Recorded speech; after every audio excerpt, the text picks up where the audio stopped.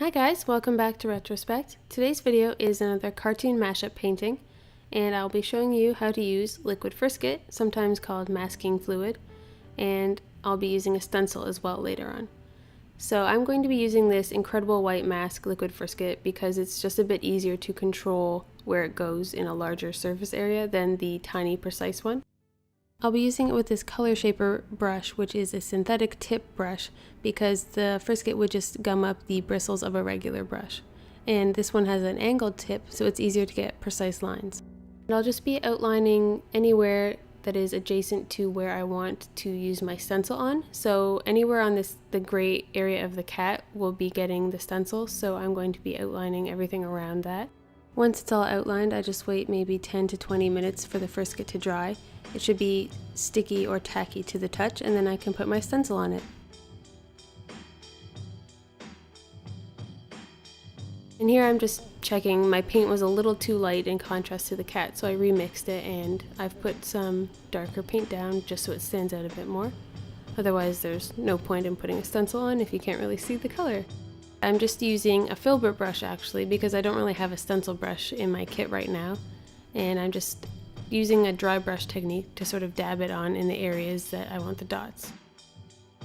Once finished, you can just use your finger to sort of rub the edges and lift it up, and it comes off really easily. I wouldn't recommend leaving it on for longer than a day if you can manage it, because the longer you leave it on, it can lift up your paint, it can discolor your wood panel and discolor your paint, and you'll notice that it kind of did that already, but I do sort of clean it up and it does fade after time as well.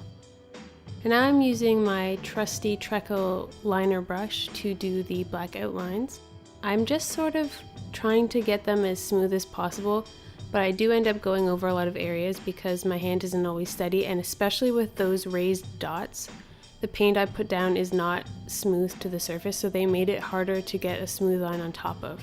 So I ended up having to go back in a couple times with a gray and just sort of smooth out some of those lines that I did in the black. And again, it's always necessary to rotate the wood panel to get the right angle for your wrist, because it's nearly impossible to draw a nice clean curve or line if your wrist is at the wrong angle for it. Right here I messed up a bit on the beak on Donald, so I just took my scrub brush and a bit of water and cleaned up that edge a little bit. I made a couple mistakes during my painting process that required me to use my lifting scrub brush to go over parts.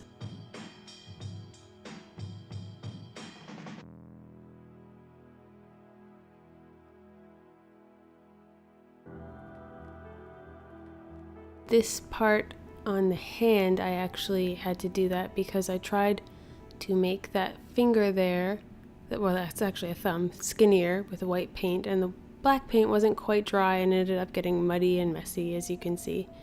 So I had to just sort of try to wipe it off, let it dry, and then I went back to it after with some white paint to touch it up. And I'm just going through and touching up some of the blue in Donald's eye because I didn't like the thickness of the line, and then going again on that hand. And again, you know, it's paint, so you can always cover stuff, you can always tweak lines and whatever. The only thing is that you have to make sure not to have your paint layers too thick, otherwise it will look noticeable that you've covered something up. And at this point, it's really about having a good consistency of paint on your brush, so I like to make sure that it's pretty watery, but obviously it's something you have to really learn by doing, because if you make it too watery, especially on a wood panel, the water can bleed out into the grain of the wood and look really feathery and bad. And I've definitely done that before, but now that I've painted so frequently on wood panels, I know a bit better what consistency to make my paint. And you also don't want it too dry because it won't glide nicely over the surface and you won't get a smooth line. And here I'm just using an Exacto knife to lift off a little bit of the paint on Donald's forehead because I made it a little too thick. So that's a really great trick if you make some mistakes on wood panels. If you don't like something you painted, just use a bit of the edge of the Exacto knife to lift it off. It's not a perfect eraser, you might have some traces of it, but I mean, it's wood, so you will be able to sand it off if you really try, or cover it up with paint. And now I'm just going and doing the outlines of Cinderella. I left this part for last because I knew it would be, for me, the trickiest, because all of her lines are not done in black. every line is a representation of the color it's adjacent to. So her skin tones and her hair tones are similarly outlined in a darker burnt sienna kind of color.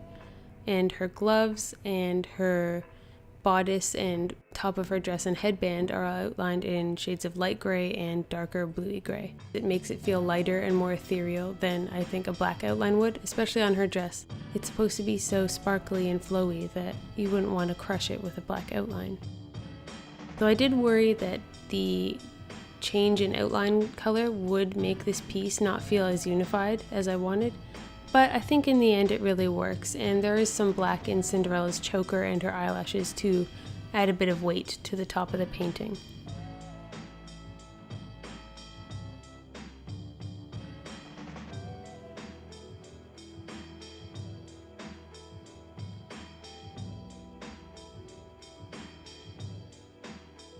And just at the end of the painting, I didn't film it all, but I did go back in with this tiny brush by Blick's here, and I did a lot of tweaking to the lines, just making things cleaner, making edges nice and smooth, making colors darker. So you might not see all of that, but I do a lot more tweaking at the end of a painting. Sometimes that can be the slowest part.